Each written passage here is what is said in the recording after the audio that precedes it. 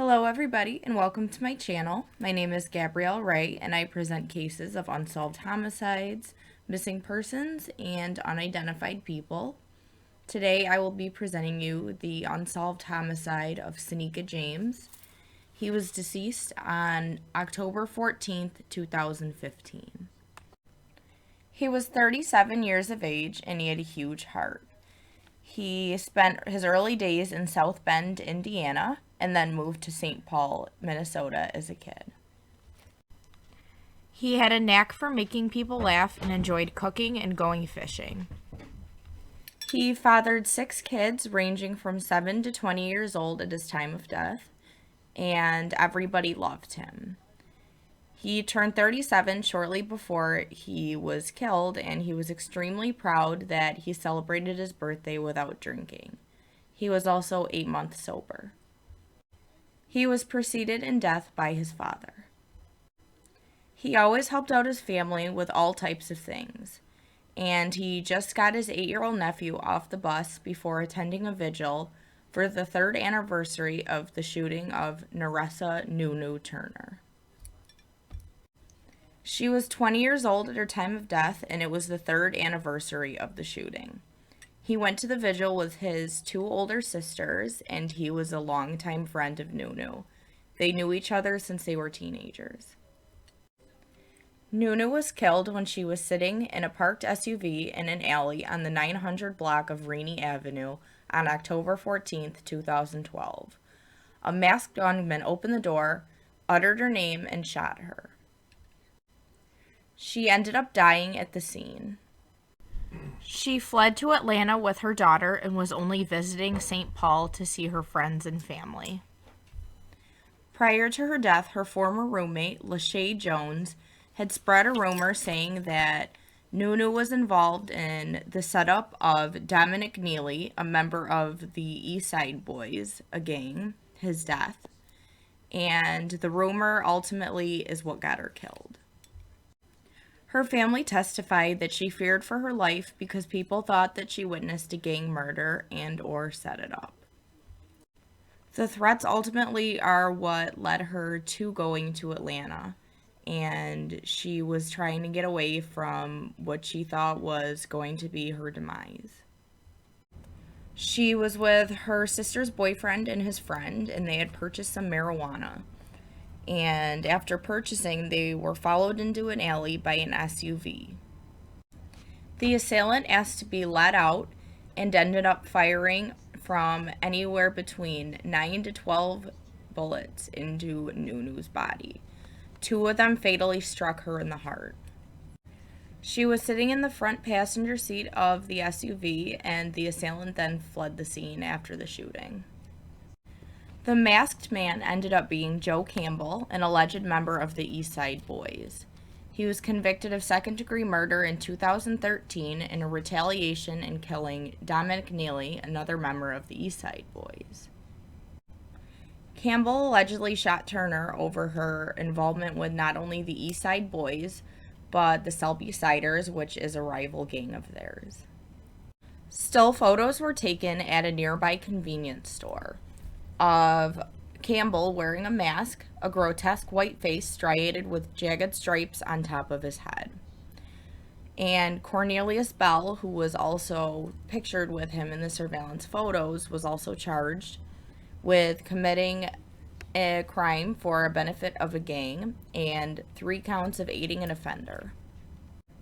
Synika James, the one who testified that she had spread the rumor about Turner being involved in the death of Dominic Neely, also said that she was getting threats from numerous people. And after the killing, a friend's house, Antonio Freeman, was set ablaze. He was with Campbell the night of the shooting. And when Freeman and Campbell were at Jones's house, Campbell did indeed have a handgun. 2 other men, one including Bell, had been charged with him, and Campbell was sentenced to life without the possibility of parole. Synika was attending the vigil at 6 p.m. in the Dayton's Bluff alley. The alley was located at Cypress Street and East Rainy Avenue and only took place for 15 minutes, where family and friends gathered to show their remembrance to Nunu. 30 to 40 people were attending the vigil until somebody jumped out of a vehicle and fired a rain of bullets into the crowd. Synika ended up being struck in the chest by a bullet, and he was not the intended target, but he was shot as he was pushing children out of harm's way. Others who were there at the vigil said that he pushed so many children out of harm's way. The gunman fled before police arrived, and he was taken to the hospital in a private vehicle. He attended the vigil with his two sisters, Chelsea and Clarissa. Clarissa's friend ended up being the one to drive him to the hospital, and they saw an ambulance leaving the fire station and flagged it down. They flagged down an ambulance across from East 7th Street at the fire station, where they ended up helping him out. He was probably already gone at that point, said Clarissa. When they arrived at the nearby hospital, he was pronounced dead. Gunfire came from a nearby vehicle, and a woman who lived near the shooting said she heard about 12 to 13 gunshots. She looked outside and saw people running. Children thought they were fireworks, but I knew they were gunshots, she said. She is also keeping her identity anonymous to protect her own safety. One 911 caller said that they had heard 10 shots, while another said that they heard 12. 2 shell casings were found at the scene. The vigil started peaceful, said his sister Chelsea. All was well until police received a shots fired report, and a large crowd in an alley learned that a private vehicle was carrying the man who was shot. Nunu's daughter, who was 6 at the time, was hysterical. Her mother, Odessa Turner, is now raising her granddaughter, and said that basically she had just put her head down and started crying. Investigators are working hard and making positive headway, said police spokesman Steve Linders. Police do not believe that the public is at risk. He was not involved in any gang activity and was not the target of the shooting, said police. He was just an innocent bystander protecting kids, said investigator Sean Stanley. Nunu's mother, Odessa Turner, planned to announce the start of an organization in memory of her daughter and to other people who were killed to feed the homeless and raise college tuition money to children who lost their parents. But gunfire came before she could make her announcement. Sergeant Mike Ernster is still trying to figure out what happened. He is a grown man who had nothing to do with this stuff, said his sister Synika James. This is about kids being disrespectful and not having a value for anybody's life. Unfortunately, that year was the last year that Odessa Turner planned to have a vigil for her daughter Nunu. She blames herself for what happened. Odessa blames herself for what happened at her daughter's vigil.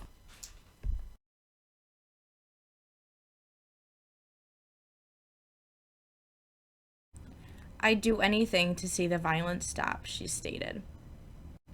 We need closure, said his mother, Diana James. She believes that she also knows who was responsible for the killing. Odessa also has her own theories. She thinks it was some type of retaliation because members of the East Side Boys believed that she was involved in Neely's death. They may have figured that anybody who was friends with Nunu also may have either had an involvement or that they knew a little bit about Neely's death, and they wanted to get back at anybody who was a loved one or a relative of Nunu. Family and friends gathered on Payne Avenue off of East 7th Street, across from the fire station where they drove him for help. They were overcome with emotions, and his sister's fiancé read a prayer along with some others. My son was taken too soon. I need answers. Some days feel like 2 weeks and sometimes 2 years, says his mother. His children do not understand why everyone else's killer was caught and not their father's. It's hard for them, and I don't know what to tell them, says his mother. Family and friends put balloons on a chain link fence where it occurred. And the homicide also came in a spurt of also unrelated homicides that happened in St. Paul. People often visit his mother's house where he used to live. You don't know me, but I want to give you a hug, she said that many people have told her. Call us, she says. Now that things have calmed down, share information so that we can get a grasp on what happened out there.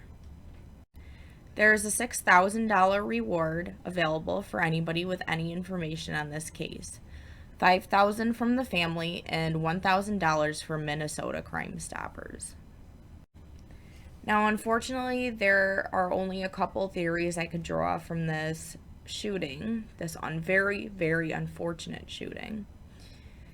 It could have been a random attack. Did somebody just see a group of people and just take the opportunity to injure somebody or kill somebody in this case? Was it some kind of initiation for either another gang than the ones that were included in this case or the same ones? Could it have been somebody who did have it out for Synika? Even though it was said that he was a good person, he really didn't have many enemies that I could find, and it was said that it wasn't a random shooting. Is it really not a random shooting? Could somebody have followed him there or knew he was going to the vigil and showed up there? Honestly, I don't think that's a very big possibility on that one. I don't believe that, he was targeted. I do agree with the police, but it is possible, and we have to touch on anything that really could have happened. The theory that I find most believable in this case is that it was an intended shooting, because of either the death of Nunu or anybody related to her they wanted to injure or, in this case, kill.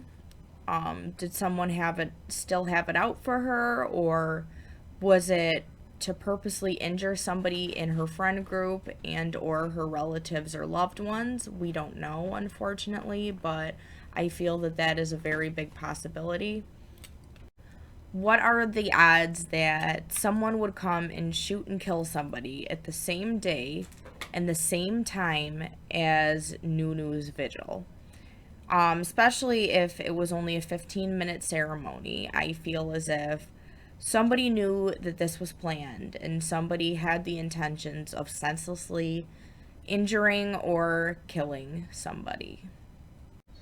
Unfortunately, we do not have any information on any of the suspects or any information on the car that the suspect shot from, at least that I could find. Maybe the police do, I don't know, but I wish there was more information on the actual shooters that I could tell you about. And how many people partook in this event? Was it one? Was it multiple? Unfortunately, to this day, we still do not know 5 years later.